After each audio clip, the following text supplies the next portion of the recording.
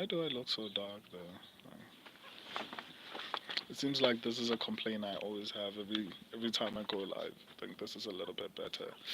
I'm going to discuss a variety of things right on the stream. I'm going to also go through the women's pound for pound list in MMA. We're going to be discussing the two women's MMA fights or main events that are coming up in the next 2 weeks.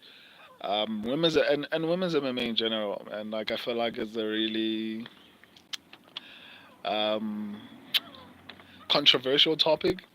Obviously, in today's time, you can't just say anything about women.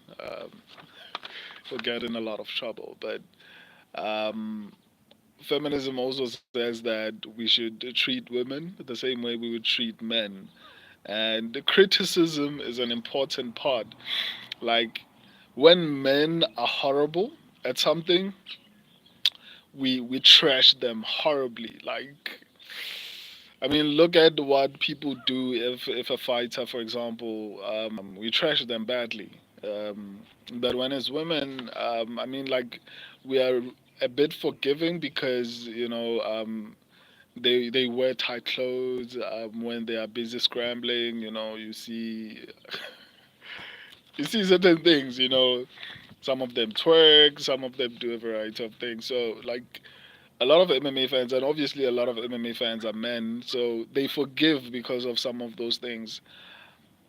But basically, I want to dive deeper into this particular topic, and hopefully, a lot of you come online so that we can have like a proper discussion on this particular topic, right? So coming up in the next 2 weeks, we have two main events, female WMMA main events, right?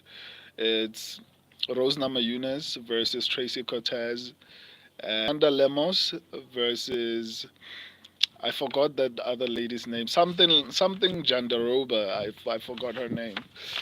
Um, and I just wanted us to have like a discussion. You can comment in the comment section. I will also dive in. I think I mentioned this at the beginning of the stream. I'm also going to go through the pound for pound list for WMMA, right? Um, Women's MMA was exciting during the time of Ronda Rousey because and arguably that was one of the only times it was at its peak, right? The fact that Ronda Rousey was able to finish fights in the first round.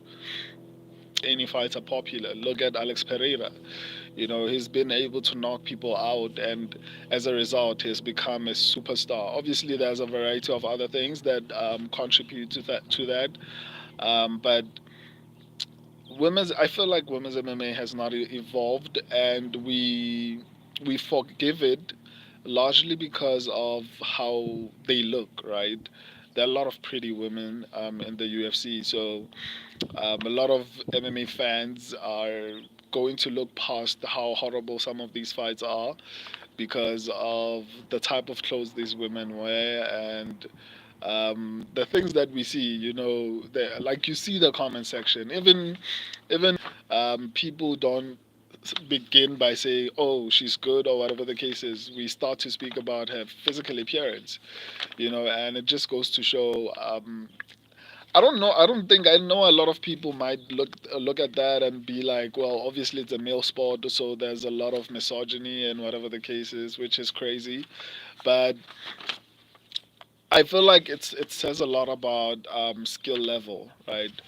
Um, and even when we look at women's, like one of the things, and I really usually when I do my predictions, I tell my subscribers not to ever put money on women's fight, and not because this is one of the things one of the reasons I made this particular stream is to actually explain because people like to say, well, you hate women. Like whenever you express any criticism when it comes to females, like all of a sudden, like you hate women and all these type of things, and that's why I felt like It's an important stream to make, even for the future, because I'm going to continue to do that. I'm going to continue to tell my subscribers, if you're listening to me, I tell you to avoid women's fights, because even though there are a lot of upsets in men's, a lot more upsets in women's fights, right?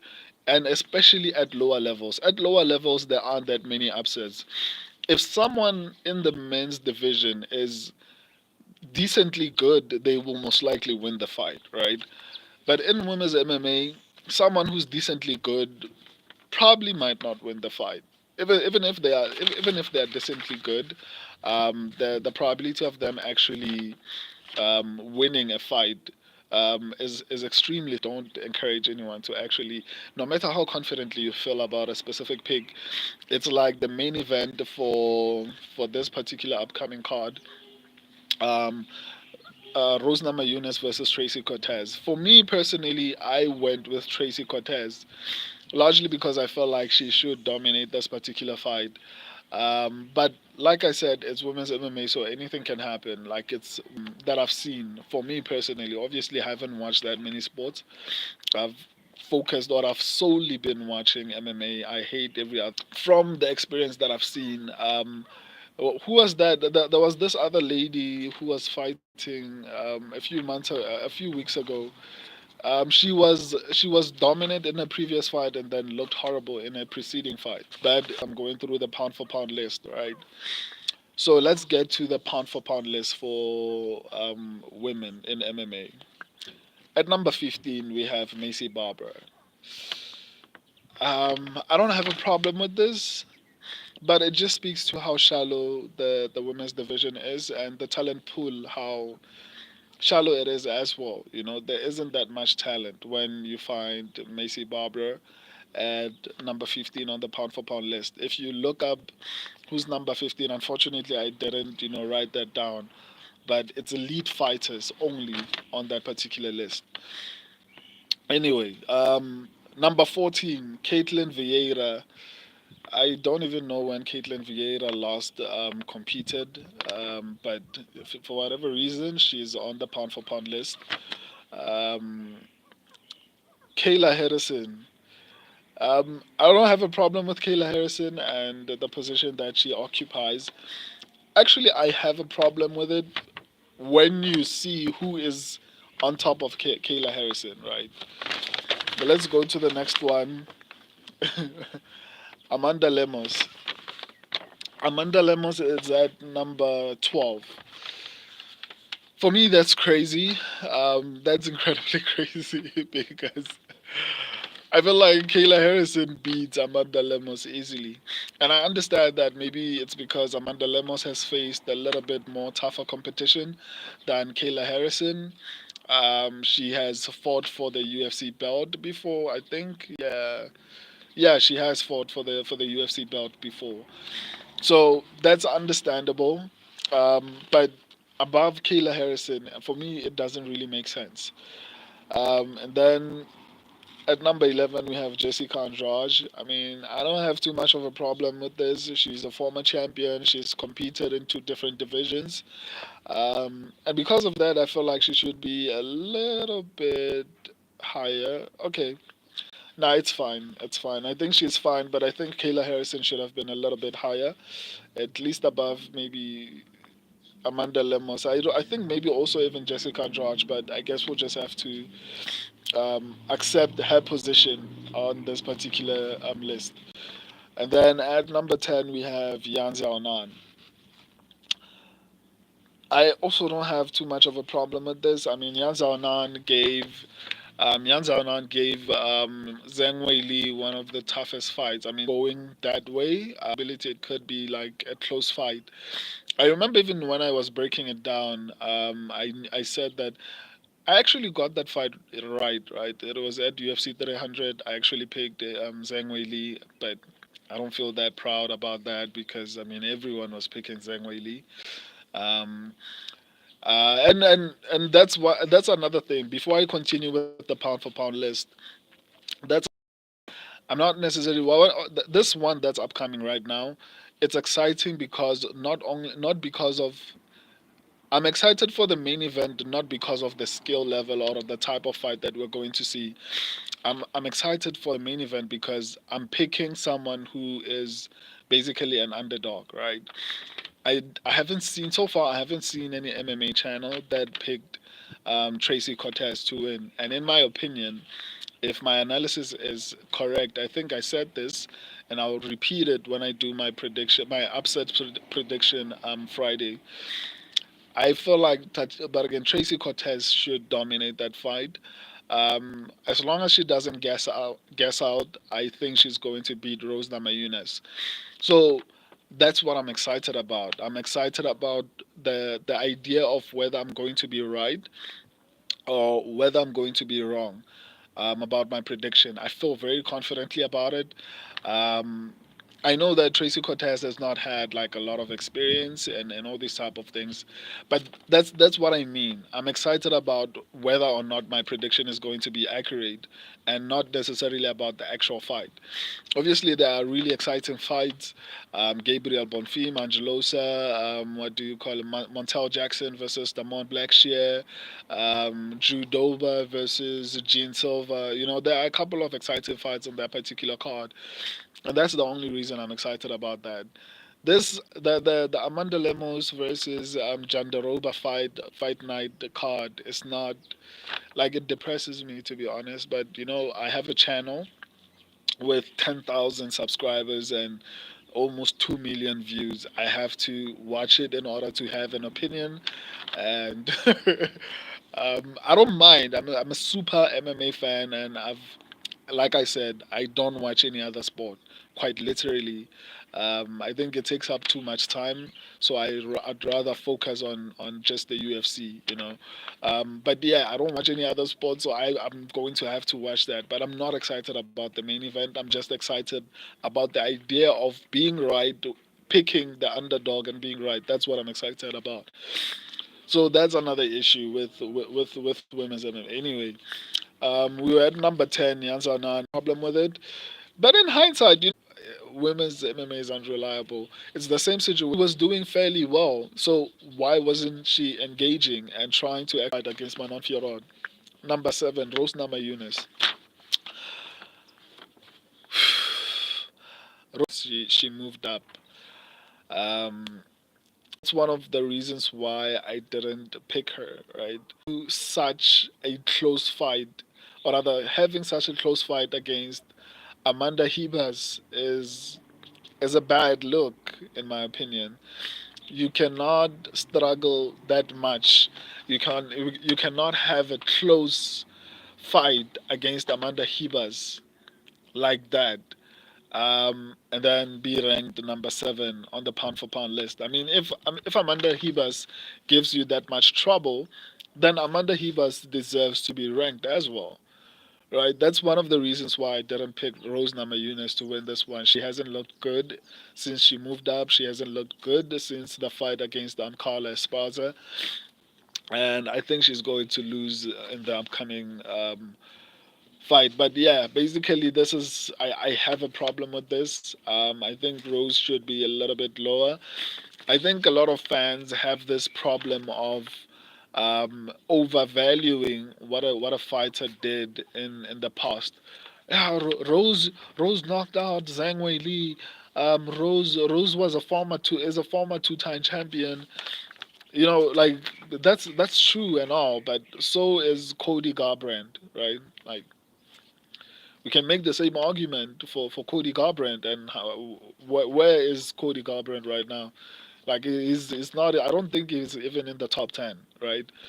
So the fact that someone was a champion to me means very little. I look at your recent performance, and Rose hasn't looked good in the last few fights. Recently, she's been making excuses when she was fighting at a lower weight class. I've never heard Rose complain or make excuses for losing a fight. Whenever she lost a fight, she was like, you know what? I don't know. Like she said, she never actually made excuses. Like from my memory, the only excuse I sort of was her losing the title for the first time and saying it was a lot of pressure for her, so she's a little bit relieved and all those type of things. and I don't feel like that's an excuse. It's like it's understandable also because when you succeed so much, um, that's one of the or rather fighters on a streak because they are fighting for more than just to win. They are also fighting to actually retain the streak that they are on. People like Tracy Cortez, people don't take that into account. Who is going to be a little bit more driven? I think it's going to be Tracy Cortez. She hasn't been champion. Rose Namajunas has been at the top twice. Like even if she says she wants to be champion again, the drive won't be the same as for Tracy Cortez, for example. So in a nutshell, let me not ramble on too long. Maybe I'll ramble when I do my abscess predictions Friday. But I feel like Rose should be a little bit lower on this list. But anyway, on to the next one, number six. Number six is Raquel Pennington. Raquel Pennington is ranked number six pound for pound in the world right now. Right. This is what I mean. Like, I'll keep on emphasizing this. In my opinion, Raquel Pennington is not that good, man. Like, and for her to be ranked so high on the list just goes to show, or rather proves my point that I've been making this whole stream that, like, it's bad, man. Like, it's really, really bad. Like, the fact that Raquel Pennington is a champion, it and on top of that she's number six. Like it makes me speechless to actually know that this is actually a reality. It's not even a joke. So Raquel, from here onward, I don't have too much of a problem with the rankings. At number five, it's Juliana Pena. I mean, she beat what do you call her, Amanda Nunes. So that's not too much of an issue. I don't have too much of an issue with her ranking. I think she deserves it. Probably she should be a little bit higher, maybe number three over Valentina Shevchenko, who is number three pound for pound in the world. And number two, Zhang Wei Li. I don't know if I agree with this. I feel like Zhang Wei Li should be number one. I think she has had more challenging fights and she has won them. Alexa Grasso, who is number one, arguably lost actually, not arguably, she lost her last fight and it was given to her. And before anyone argues, even though I know a large proportion of fans agree with this idea or sentiment, um, what do you call her? Alexa Grasso actually got, for something she did in the final round that Valentina did, exactly the same thing that Valentina did about 2 rounds ago. I think it was in the third round. Valentina Shevchenko did exactly the same thing in the third round and she didn't get a 10-8. And then Alexa Grasso does the same thing. Like the fight in the fifth round and the third round, I think, was exactly the same. Valentina Shevchenko basically had control. They were on the feet for a short period of time. For the remainder of the round, like Valentina Shevchenko had control. The same thing happened with, and I think um, Valentina Shevchenko was a little bit more dominant in that particular round, and yet Alexa Grasso got that win. For me, I don't feel like she deserves number one. If anything, I feel like Alexa Grasso should be below Valentina Shevchenko. Actually, let me actually rearrange it and how I would put this list. Right, number one, I'd put Zhang Wei Li pound for pound. Number two, I'd put Manon Fiorot. Number three, I'd put maybe Valentina Shevchenko. Number four, Alexa Grasso. Number five, Juliana Pena is fine where she is. Number six, Tatiana Suarez. Number seven, Niyazi Onan. Um, Number eight, Kayla Harrison.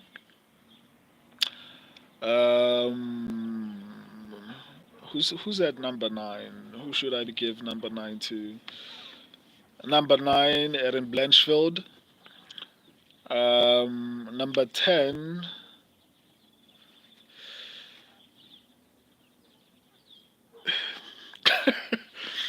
I feel like they are equally bad. I don't feel like Raquel Pennington is going to be able to defend that belt. Whoever she fights, I don't think she's going to be able to defend that belt. Monia and or Kayla Harrison. Either way, she's probably not going to keep that belt. So that's why I'm struggling a little bit because I feel like Raquel Pennington and Jessica Andrade are basically on the same level of skill.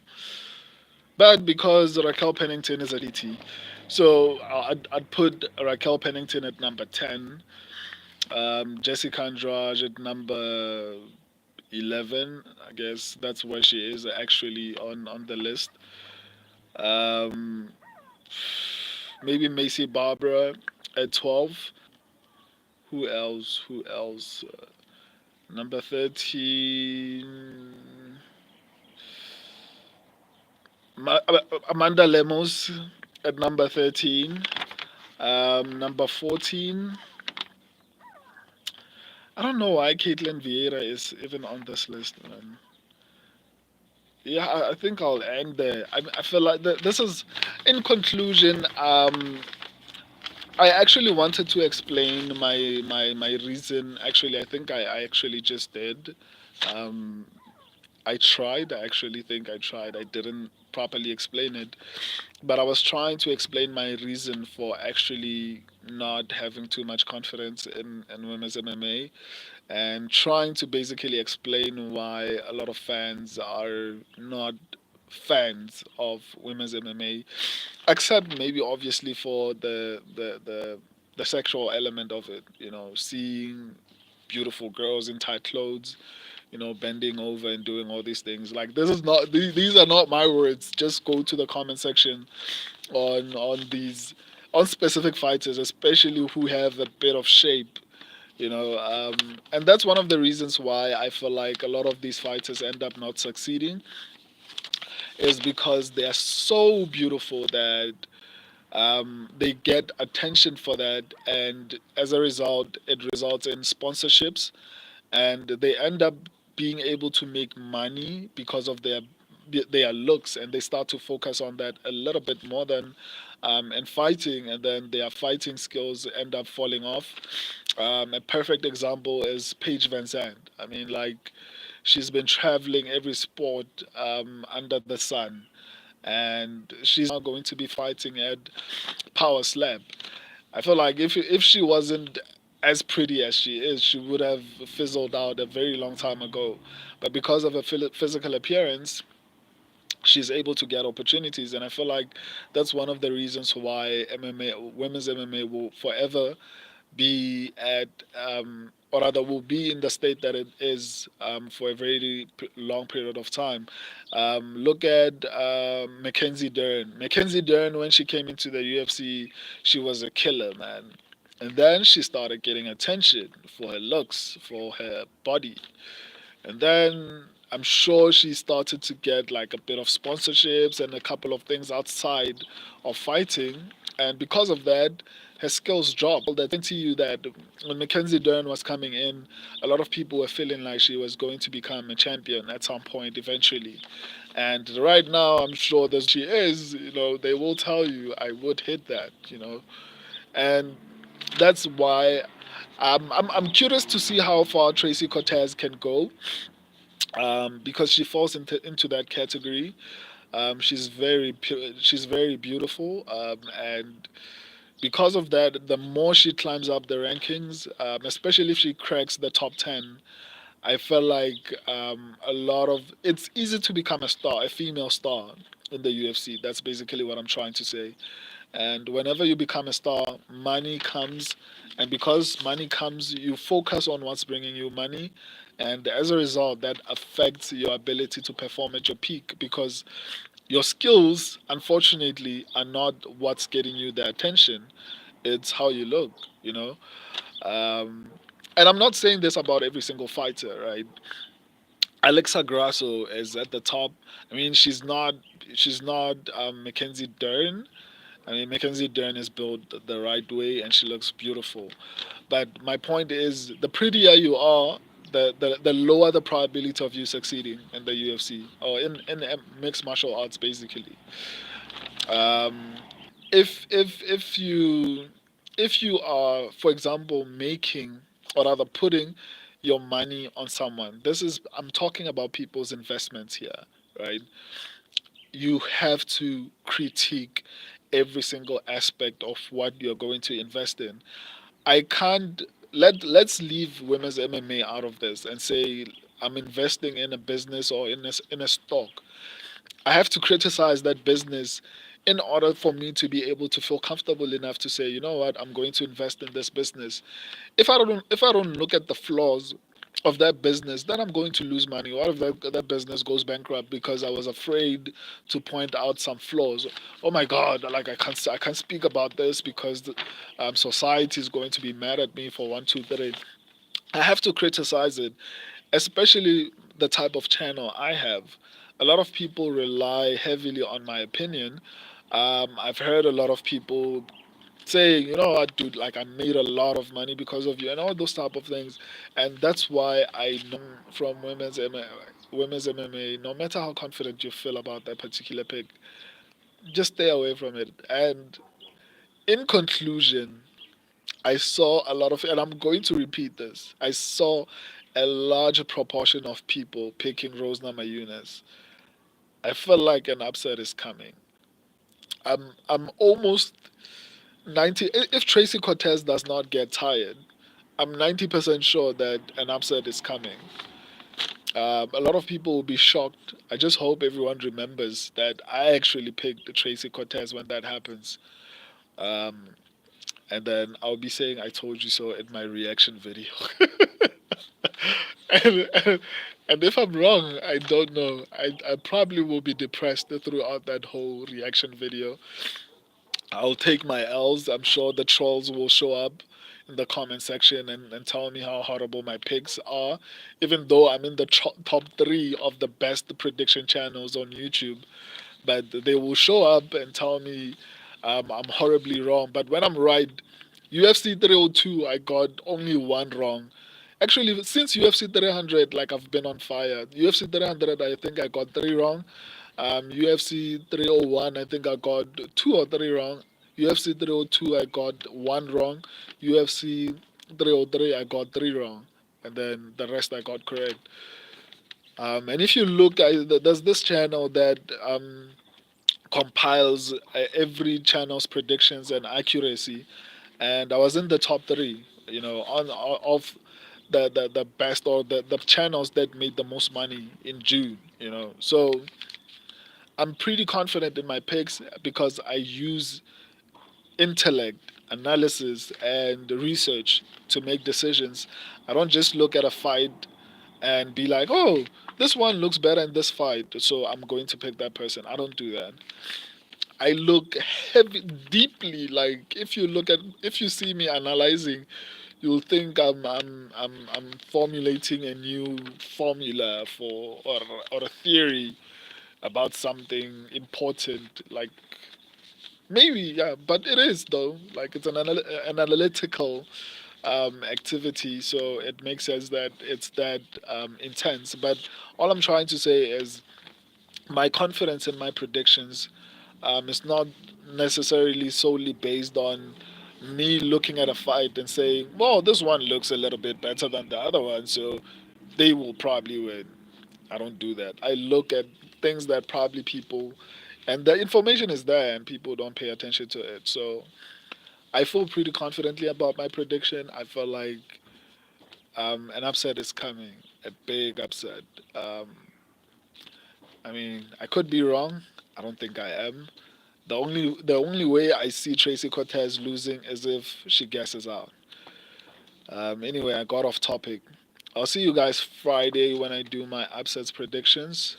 It seems like you guys love them because they have the highest views on my channel. So okay, no, on the live section of the channel. Um, on other sections, like there are way higher videos. Like I'm talking specifically on the on the live section of the channel. They have the highest views. So I'll see you guys Friday for upsets predictions. I'm looking at trying to introduce a couple of things, but we'll see when the time comes. I hope you guys are enjoying the new look. I saw a couple of people complimented the new look for the shorts. I'm going to try and improve everything on the channel. Anyway, thank you for joining me.